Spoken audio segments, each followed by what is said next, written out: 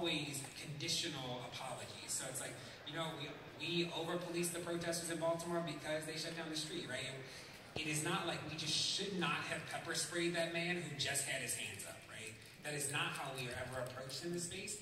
And like, until the police are willing to come to the table with a full acknowledgement of the things that they might not have done, like, I don't know how we work together. And I say that as somebody who's willing to be in spaces.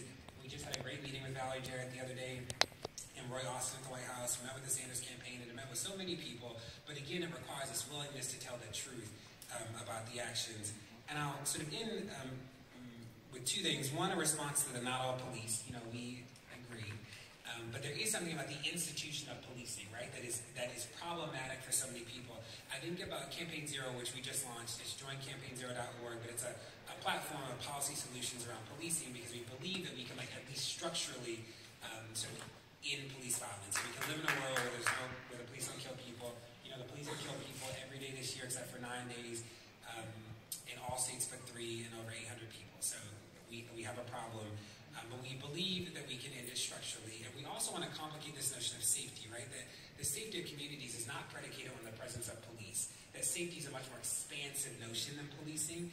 And that we need to decenter policing as, like, the way we think about what it means to be safe.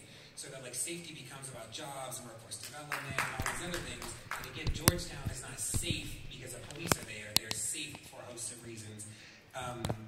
And I'll just talk about police union contracts because I think that they get no play, but this is the institution of policing, is that there are a lot of cities where police officers' files are purged, so discipline is automatically removed in 1 or 2 or 3 year cycles. So they'll do something, you're like, well, that police officer has no discipline history. It is not because they didn't do anything, or they were never disciplined. They're literally purged. There are a lot of